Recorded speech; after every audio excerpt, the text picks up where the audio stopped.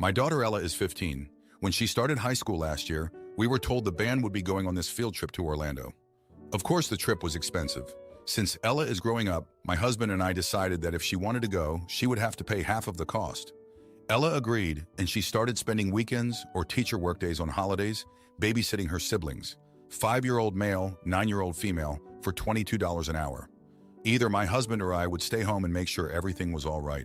And if there were times that both of us had to be out of the house, we'd make sure to ask our neighbors to keep an eye out and pay Ella $25 an hour. We were never gone for more than 2 hours. With babysitting, some family members graciously providing her with money to help her out, cleaning, and some money she had already saved, Ella was able to make a good amount of money, which we were so proud of her for, and made sure to voice this to her. Ella was able to make enough money quickly, so we were planning to sign her up for the trip. But earlier this week, I was informed that Ella had been mistreating a girl in her grade for having a mental illness, writing awful notes and putting them in the girl's bag, spreading disgusting and derogatory rumors, posting things about her online. It's a whole mess, and when I was called in, I could barely even listen the moment after I was told my daughter was bullying someone. I thought I had raised her right, told her to treat everyone with respect and kindness. I've never seen any sort of signs or behavior that would ever indicate that Ella even thought badly about others. And now after 15 years, I'm told she fat-shamed a little 14-year-old girl. Her excuse being that someone with an illness shouldn't be allowed to get a higher test score than her. Ella was given a suspension, but it's very short. The school's motto is that they don't tolerate bullying at all, yet it feels as if she was only given a slap on the wrist and told not to do it again. It also feels wrong that I'm thinking this way, but I do think that there should be more done. The girl Ella had been bullying is also in the band, and I'm pretty sure she will be going to Orlando. Would it be wrong if I didn't allow Ella to go on the trip? She paid for half of the trip, but I don't think she deserves to go. I can't think of any other way to punish her. She loves to read and isn't on her phone often. She has a good amount of friends, but doesn't hang out with them often. What am I supposed to do? Take away her books and make her hang out with her friends more? Yeah, I think the trip is a good lesson, but my husband and a good friend of mine don't agree with the decision, the reasoning being that Ella worked for that money. I understand what they mean, which is why, of course, I'll let Ella keep what she earned, just not let her go on that trip. I don't want that girl to have any possibility of being bullied again. Would I be the idiot? Now for a few comments before the update. Comment 1. I've done research on bullying. Bullies are usually bullied. You and your family need to go to counseling with Ella and find out where this is coming from. Why does Ella feel threatened about her grades? You are thinking punitive, but punishing someone who is bullying doesn't stop it. Research shows the best treatment for bullying is making sure the person knows they are valued by the significant adults in their life. This may well be a once-in-a-lifetime trip. I agree that Ella doesn't need to be rewarded for bullying this girl, but she's worked for it. And if this is a performance trip, you keeping her home is potentially damaging the entire band. Talk to the band director and get their opinion. You really need to find out when and why this started. Punishment isn't going to stop it. She's already withdrawn, reading instead of spending time with friends. Please, for the sake of your daughter's mental health, intervene. Comment 2. Is there any way you can chaperone the trip?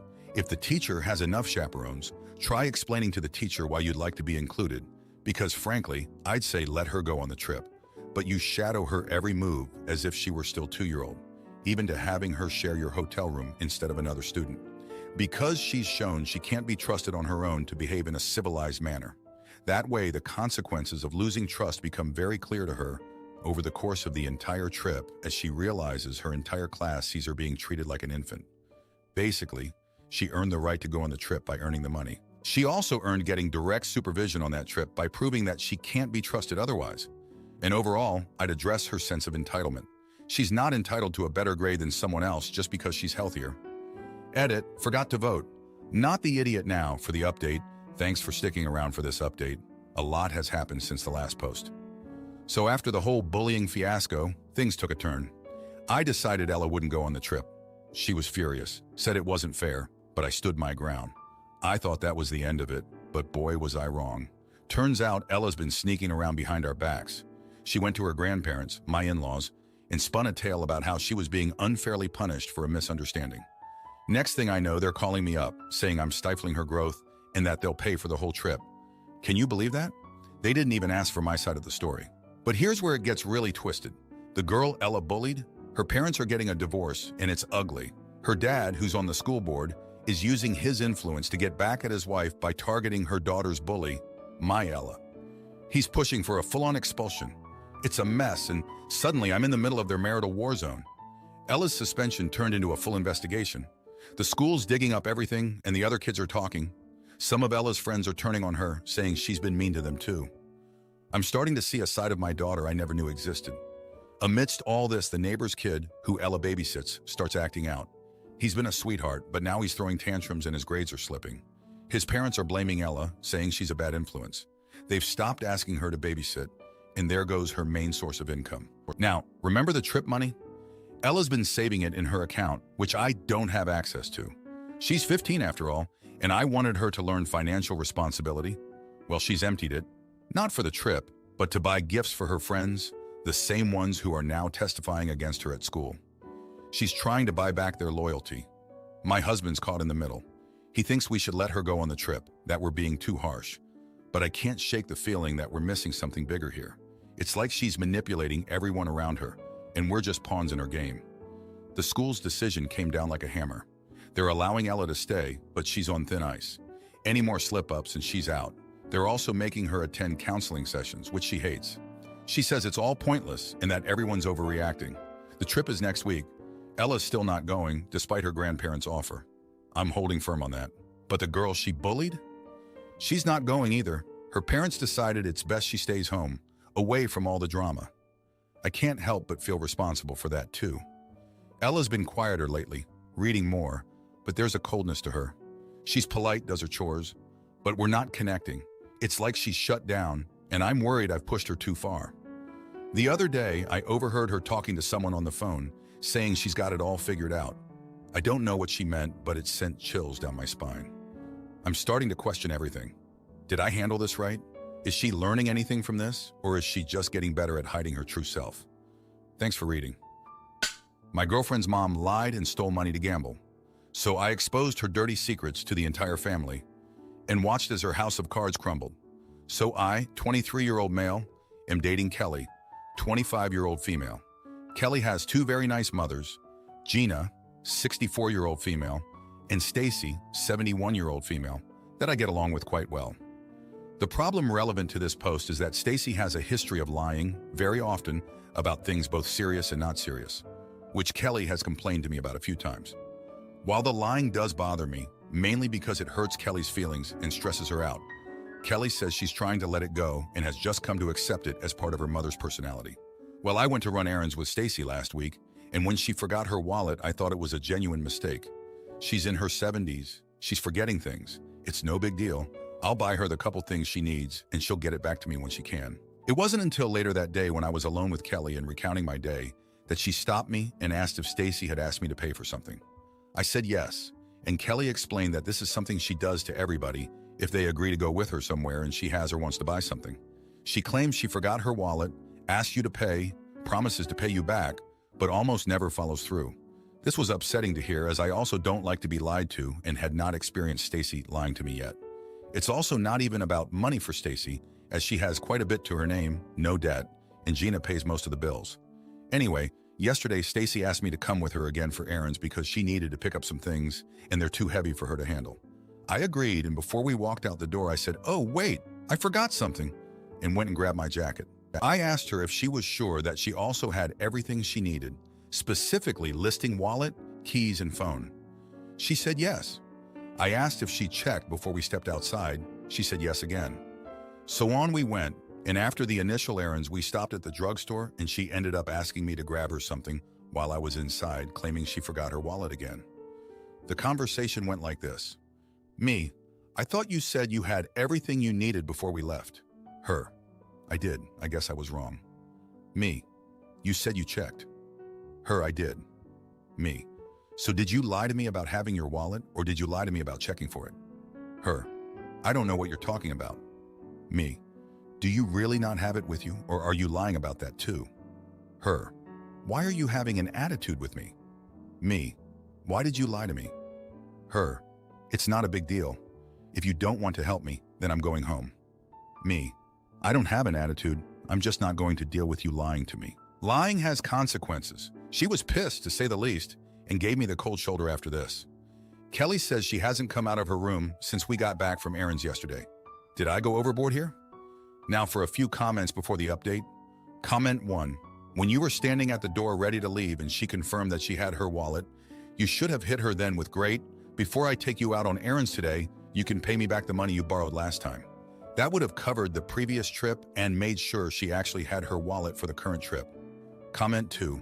Not the idiot. At best, what Stacy is doing is lying. At worst, she is stealing from you as she promises to pay you back and then doesn't. Lying has consequences, and it is time Stacy experiences those consequences. Now, for the update, thanks for sticking around. So after the whole wallet incident with Stacy, things got even more twisted. I thought I'd seen the worst of it, but boy was I wrong. The next day, Gina calls me, sounding all frantic. Turns out, Stacy had taken a bunch of money from their joint account, money meant for their retirement. Gina was in tears, saying she didn't know what to do. Stacy had spun some story about an investment, but Gina was sure it was another lie. I felt a knot in my stomach, thinking about how this would crush Kelly. Kelly was a mess when she found out. She confronted Stacy, and it was like watching a dam burst. Stacy broke down, admitting she'd been gambling. It was a shock to everyone. She'd been sneaking off to some casino, blowing through their savings. Gina was devastated, and Kelly, she was just numb. I didn't know what to say or do. It was like the floor had dropped out from under us, but that wasn't the end of it. The next day, Kelly gets a call from the hospital.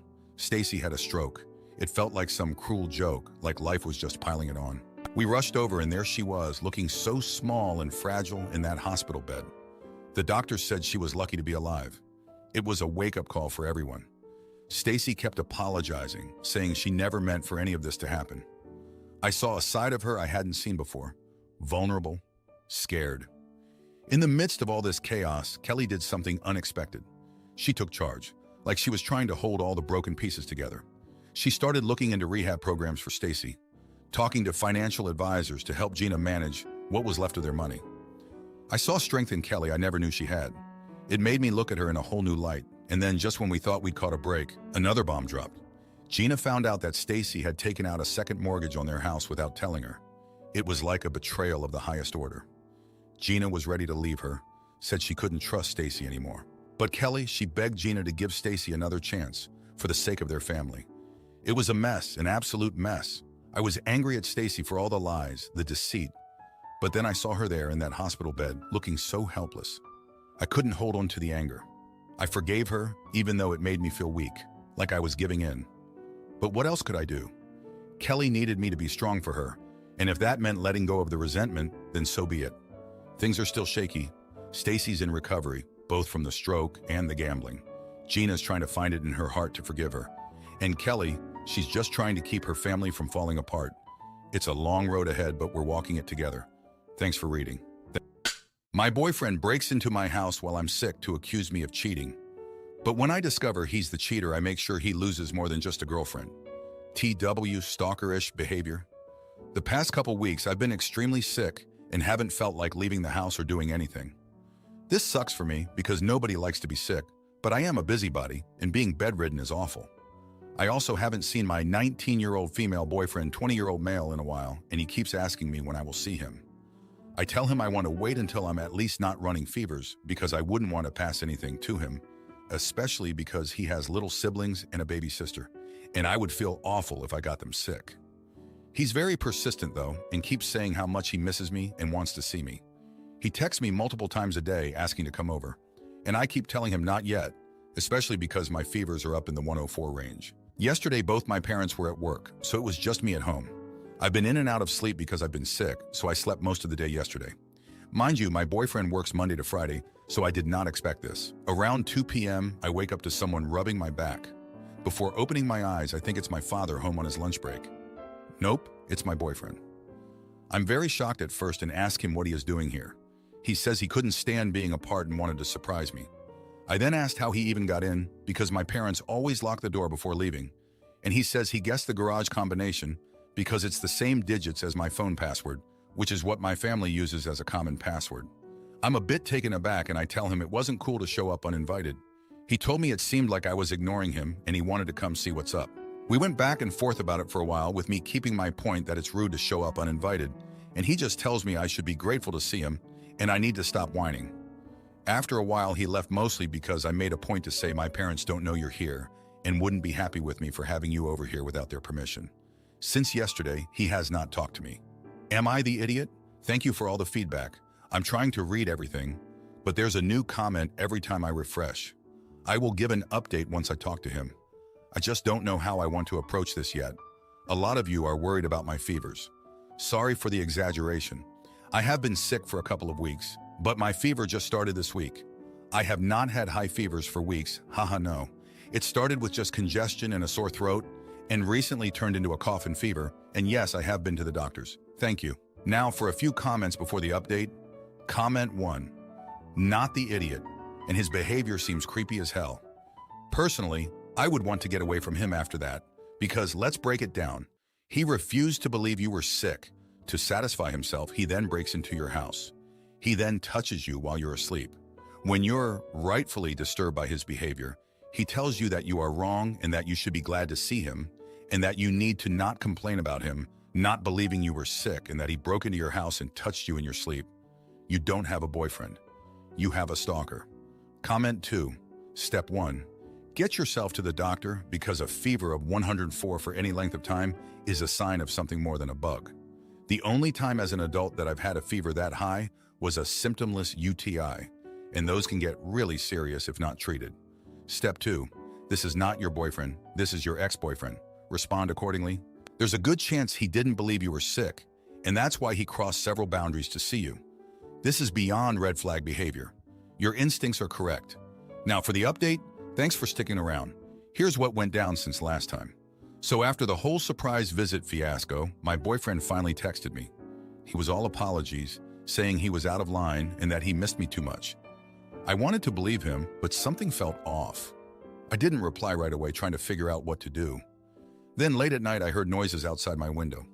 I peeked through the blinds and guess who? My boyfriend throwing pebbles at my window like some scene out of a bad romance movie. I was mad. I texted him to stop and go home, but he wouldn't budge. He said he'd stay there all night if he had to. I didn't want to wake my parents, so I went outside to talk some sense into him. We argued, and he kept saying how he just wanted to take care of me. I told him this wasn't caring. It was borderline stalker behavior. He got upset, saying I was overreacting and that I didn't appreciate him. The next day, I was still feeling lousy, and my parents noticed I was off. I ended up spilling everything about the surprise visit and the late-night pebble throwing. They were furious, not just at him, but at me too, for not telling them sooner. They said I was letting him walk all over me and that I needed to set boundaries. I felt ashamed, like I was the one messing up. I decided to confront my boyfriend about everything. We met at the park and I laid it all out. I told him his actions were not okay and I needed space. He didn't take it well. He accused me of seeing someone else and not being honest with him. I couldn't believe it. After everything, he was turning this on me? We left things unresolved, and I felt terrible. But then my best friend told me she saw my boyfriend at the mall, cozying up with some girl from our school. I was shocked and hurt. I confronted him over text, and he didn't deny it. He said it was nothing, but I knew better. I ended things right there. It's been a rough few days. I'm still sick and now dealing with a breakup. But my friends have been amazing, bringing me soup and movies to distract me. My parents are being supportive too, even though they're still a bit disappointed in me. It's tough, but I'm starting to feel like maybe this was for the best. Thanks for reading. I'll keep you posted if anything else happens. If you like this video, you'll probably like these too. Also, while you're here, please consider subscribing. It's your support that keeps this channel alive and allows me to make better and longer videos. Have a great day.